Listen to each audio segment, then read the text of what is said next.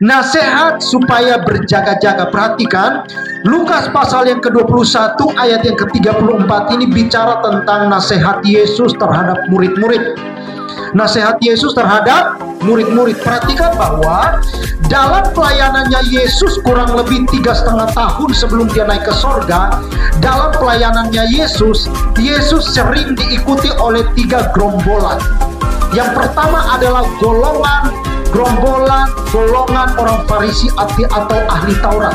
Jadi orang Farisi atau ahli Taurat, mereka ada di seputar pelayanannya Yesus, tetapi mereka ada hanya untuk menilai dan mengukur. Mereka ada di seputar pelayanannya Yesus, tetapi mereka ada untuk apa? Untuk menilai, mengukur, dan menghakimi. Dan golongan Kristen, gerombolan yang kedua yang ada di seputar Yesus adalah gerombolan Kristen orang banyak. Sama-sama bilang gerombolan Kristen orang banyak. Ya, mereka hadir di seputar pelayanannya Yesus hanya untuk mencari-cari berkat dan mencari mujizat, tanda-tanda ajaib, tanda-tanda heran. Dan yang ketiga adalah gerombolan Kristen murid. Sama-sama bilang gerombolan Kristen murid. Oke, gerombolan Kristen murid ini adalah gerombolan yang menjadi sesuatu buat Yesus. Buat Tuhan Yesus, murid ini menjadi sesuatu buat Yesus.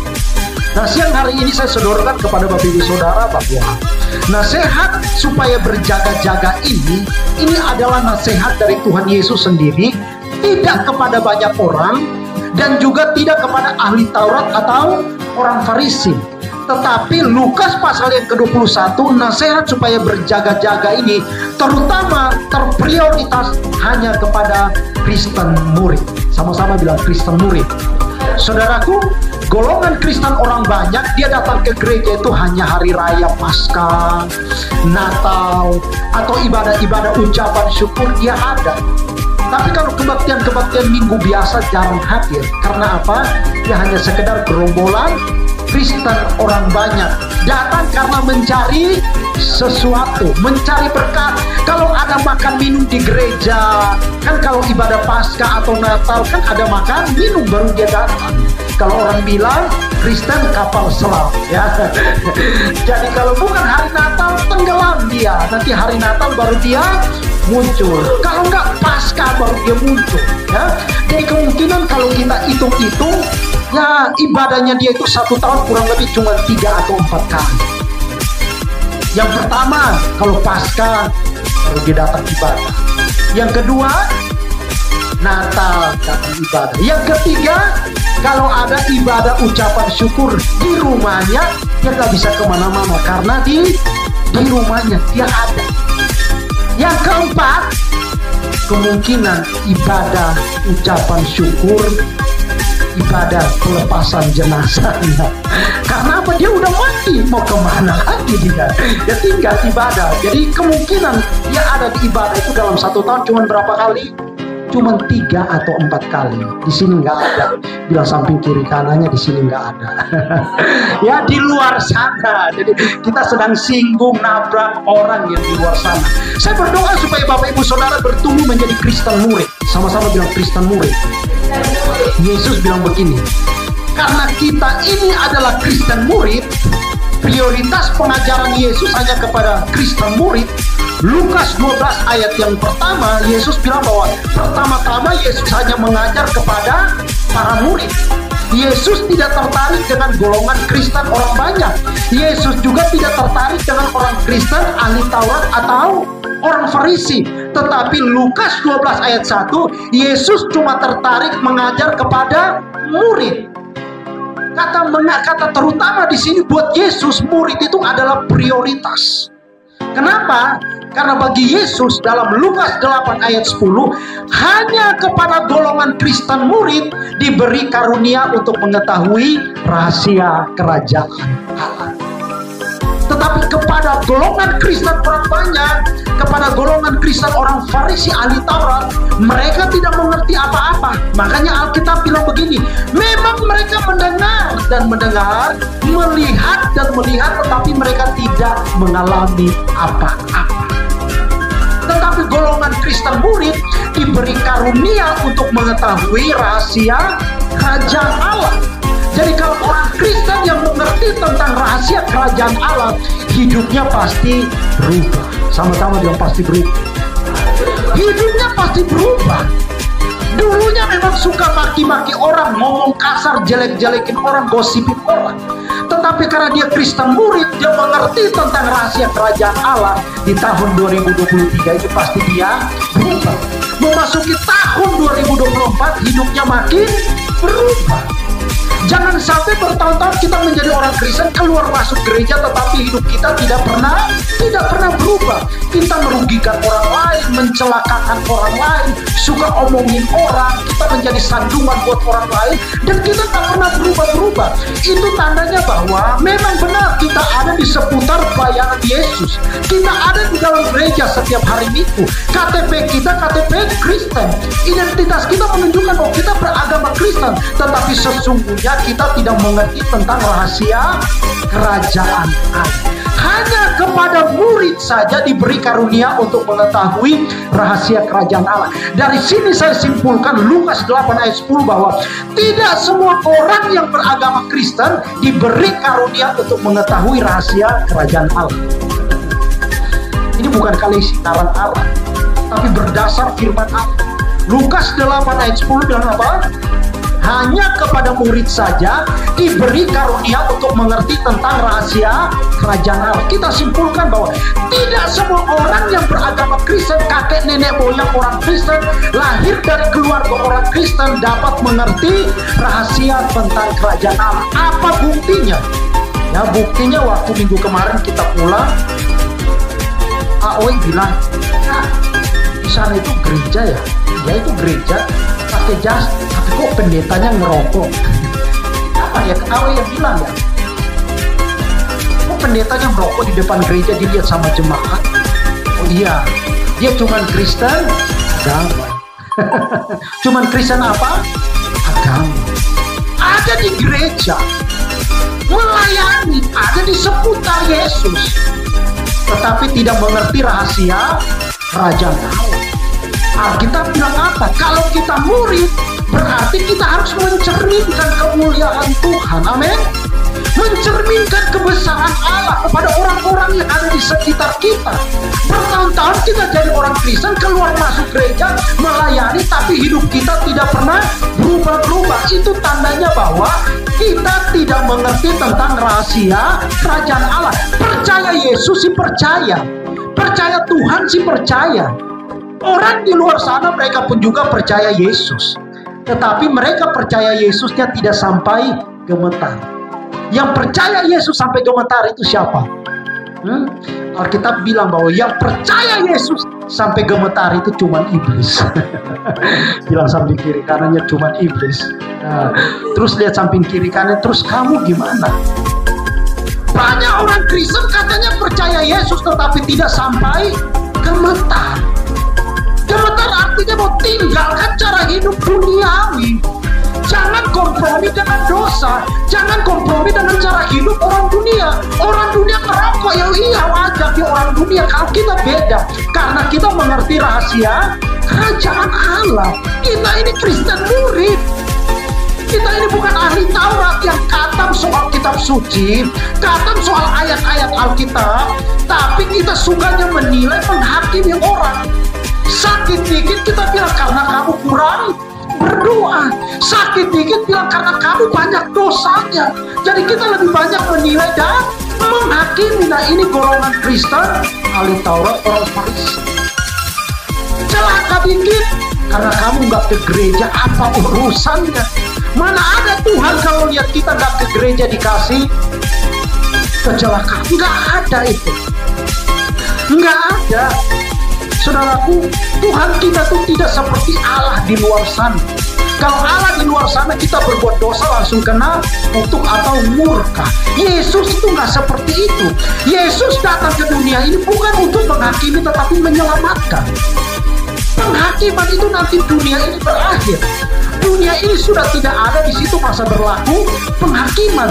Nah kalau Yesus sendiri datang untuk menyelamatkan orang berdosa, terus ngapain kita menghakimi orang? Ngapain kita menilai orang, mengukur orang? Kadang kita bersikap lebih dari siapa? Tuhan Yesus. Bilang samping kiri kanan, saya kenal orangnya. Ya, kadang kita bersikap itu lebih dari Yesus. Yesus datang untuk menyelamatkan, menjadi berkat. Tapi kita orang Kristen kebanyakan datang untuk menilai, mengukur, dan menghakimi. Kita ini Kristen murid. Nasihat untuk berjaga-jaga diperuntukkan kepada murid. Oke, perhatikan ayat yang ke-34. Jadi siang hari ini saya sodorkan tema kepada Bapak Ibu Saudara. Ya, tema yang kita bahas pada siang hari ini tentang jangan dengan tiba-tiba hari Tuhan itu jatuh seperti suatu cerah, tetapi menjadi berkat. Jadi tema yang kita bahas pada siang hari ini adalah jangan sampai hari Tuhan itu jatuh dengan tiba-tiba menjadi suatu cerah, tetapi biarkanlah hari Tuhan itu menjadi berkat.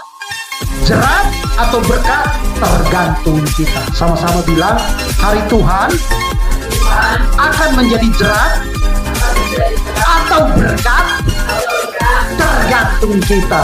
Nah, tergantung siapa? Tergantung siapa? Tergantung kita. Jadi hari Tuhan itu akan menjadi berkat atau jerat, menjadi buruk atau kutuk, tergantung siapa? Tergantung kita. Dari mana buktinya koleksi? Dasarnya dari mana? Ayat yang ke-34 Alkitab bilang begini. Ini nasihat supaya berjaga-jaga. Saya mau tanya, kira-kira nih, kata nasihat itu diperuntukkan kepada siapa? Orang yang baru kita kenal atau orang yang sudah lama kita kenal? Hah? Sekali lagi saya tanya, kira-kira nih, nasihat itu diperuntukkan kepada orang yang baru kita kenal atau orang yang sudah lama kita kenal? Sudah lama. Saudaraku, Yesus tidak menasehati orang Farisi, ahli Taurat, orang banyak, tetapi Yesus memberikan nasihat kepada murid. Ini adalah nasihat Yesus di hari-hari terakhir sebelum dia ditangkap oleh tentara-tentara Romawi. Kira-kira kalau di hari-hari terakhir Yesus memberikan nasihat ini, kira-kira penting atau sangat penting? Kira-kira penting atau sangat penting? Sangat penting. Karena ini Yesus tahu bahwa ini adalah hari-hari terakhirnya dia. Hari-hari terakhirnya dia, Yesus lebih banyak menghabiskan waktunya dengan murid-murid. Nah, Yesus memberikan nasihat. Yesus bilang begini, jagalah dirimu supaya hatimu jangan syarat oleh pesta pora, kemabukan serta kepentingan-kepentingan duniawi, supaya hari Tuhan itu jangan dengan tiba-tiba jatuh ke atas dirimu seperti suatu jerat. Ini Yesus memberikan nasihat kepada murid. Hari-hari terakhirnya Yesus sebelum ditangkap oleh tentara-tentara Romawi, Yesus bilang begini, jagalah dirimu. Sama-sama bilang, jagalah dirimu. Oke, sama-sama bilang, jagalah dirimu supaya hatimu tidak syarat oleh pesta pora, kemabukan, dan kepentingan-kepentingan duniawi. Perhatikan kata jagalah dirimu. Pertanyaan kali ini sederhana. Kita kan percaya Tuhan, benar nggak? Percaya Tuhan kan? Berarti yang punya kuasa untuk menjaga kita itu siapa? Oke, udah pada makan siang belum? Belum, ya nggak apa-apa. Bareng-bareng kita lapar, gak apa-apa. Soalnya biasanya kalau kita udah makan siang bawaannya pengen merem. Pengen merem. Jadi baguslah kita dengan Kak Frankie, karena kita ambil waktu ibadah kita jam 1. Belum pada makan siang ya? Oke, saya tanya ini. Oke, jagalah diri. Yesus itu adalah Tuhan. Amin. Yesus adalah Allah yang kita percaya. Berarti dia adalah Tuhan. Dia yang punya kuasa untuk jaga diri kita. Tapi kan ayatnya bilang begini, jagalah di diri. Sepertinya nggak nyambung. Bilang sama-sama nggak nyambung. Saya mau kasih tahu Bapak Ibu Saudara, Tuhan itu bukan kurang sanggup jaga kita. Tuhan itu bukan kurang kuasa, kurang mampu jaga kita. Karena kita diciptakan Allah tidak seperti robot. Tuhan perlengkapi kita dengan yang namanya kebebasan, hak memilih dan memutuskan. Jadi Alkitab bilang begini, Yesus bilang jagalah dirimu. Berarti begini, Tuhan tahu persis bahwa waktu kita percaya, waktu Tuhan menciptakan kita, kita dimahkotai dengan apa? Kuasa. Kuasa untuk apa? Kuasa untuk memilih dan memutuskan apakah saya harus melakukan dosa atau saya segera tinggalkan dosa. Apakah saya mau terus-terusan tinggalkan ibadah atau justru saya kembali memutuskan untuk datang mendekat dan beribadah kepada Allah.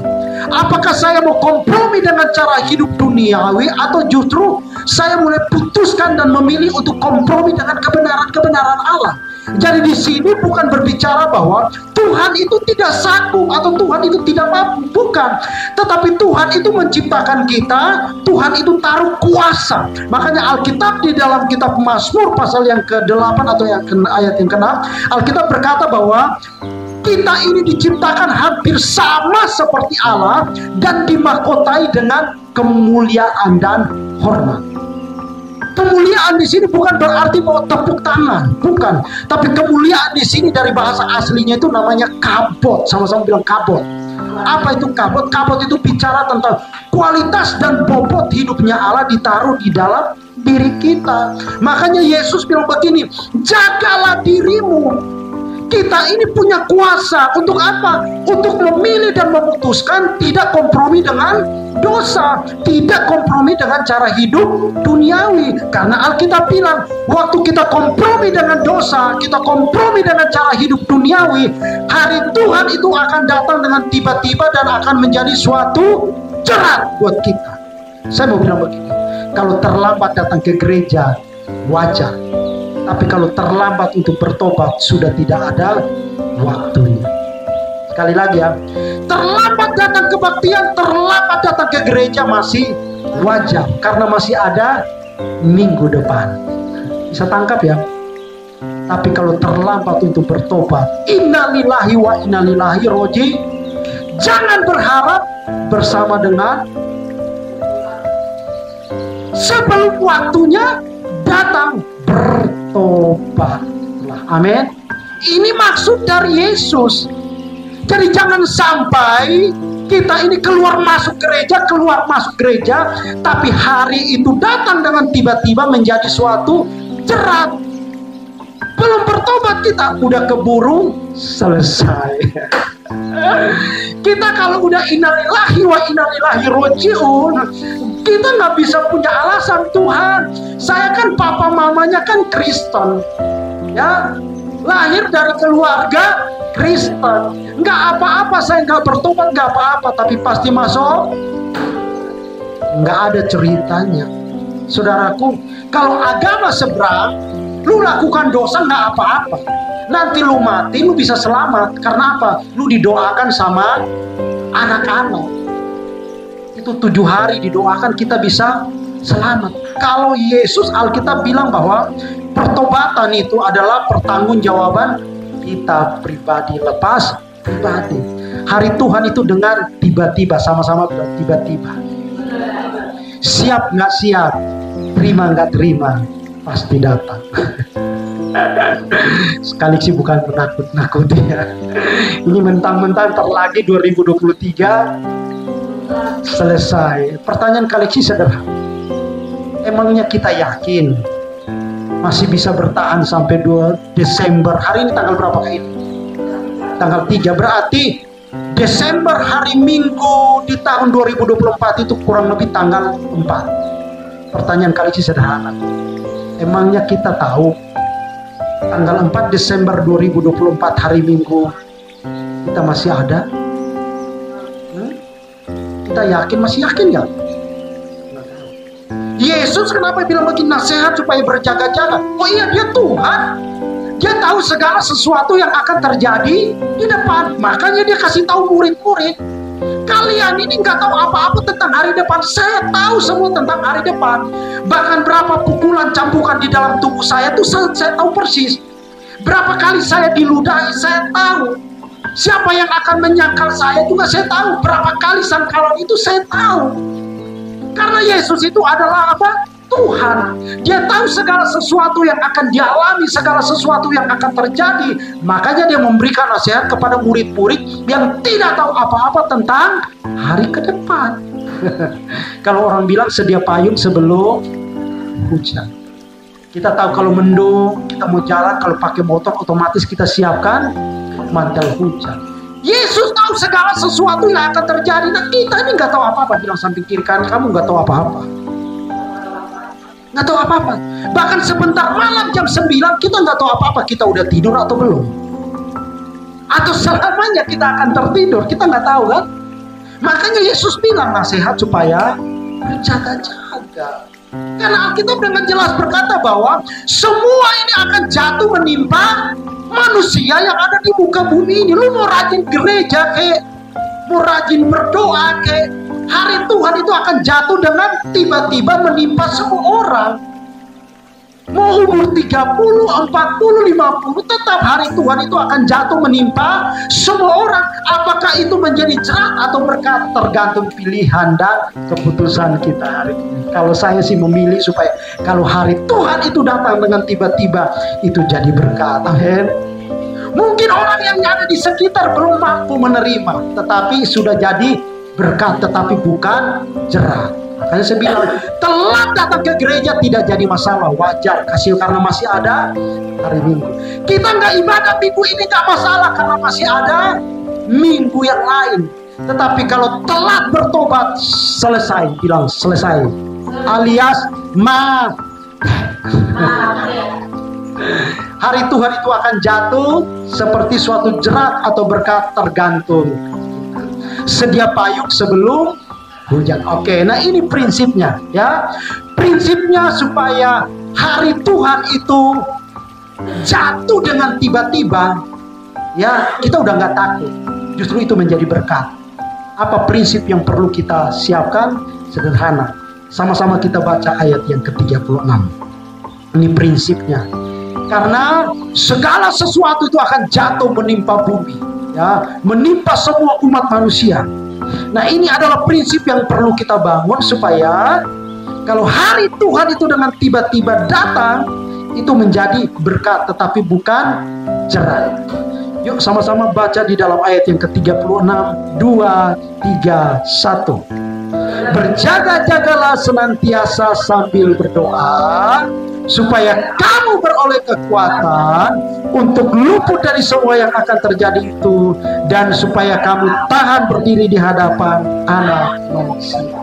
Cuman dua yang Yesus bilang, sedia payung sebelum hujan. Kita tidak tahu kemungkinan yang terjadi di depan kita. Deal ya? Atau ada di sini yang nggak terima, Kak, saya nggak terima. Saya ini Kak, saya udah tahu besok apa yang akan terjadi, saya udah tahu Kak. Bahkan besok jam 11 saya akan pakai baju apa, atau saya belum mandi atau sudah mandi, saya tahu Kak. Di sini ada? Kalau ada boleh angkat kaki. 2 jam dari sekarang Kak, saya udah tahu saya akan terjadi apa yang saya akan lakukan, saya udah tahu Kak. Di sini ada yang tahu? 2 jam setelah kita ibadah. Oke, 2 jam terlalu lama. Kira-kira 1 jam selesai kita ibadah, kita mau ngalamin apa atau ketemu siapa, salaman sama siapa? Nggak tahu kan? Deal ya? Berarti deal, sama-sama kita nggak tahu kemungkinan apa saja yang akan terjadi di depan. Nah, nasihat ini merupakan nasihat supaya kita bisa melewati tahun 2023, memasuki tahun 2024. Penuh misterinya. Kalau orang Medan bilang apa? Misteri. Penuh misteri nggak? Penuh dengan misteri dan hanya Tuhan yang tahu. Apa persiapan kita Kak? Oh sederhana. Persiapan kita Alkitab bilang cuma 2. Yesus bilang cuma berapa?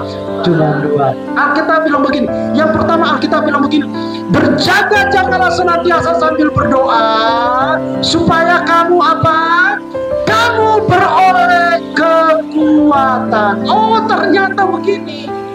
Kita nggak tahu kemungkinan yang akan terjadi di kemudian hari.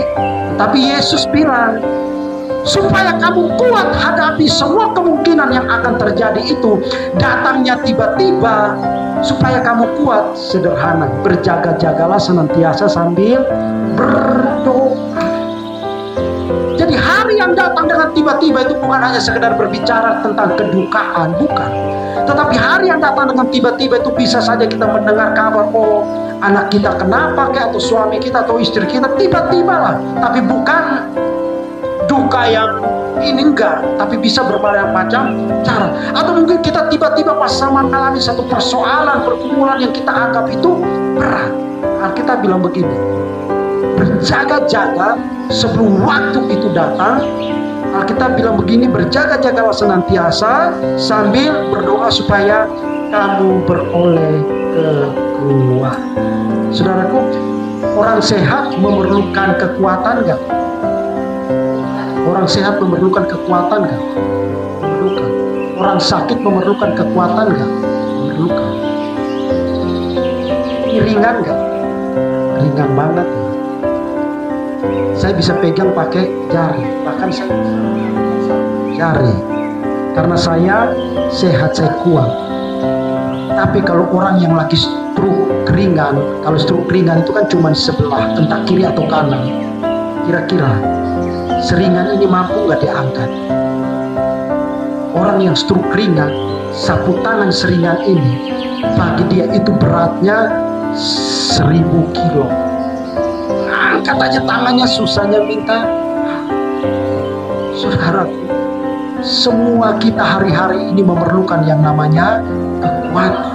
Makanya Alkitab dengan sederhana berkata, berjaga-jagalah senantiasa sambil berdoa supaya apa?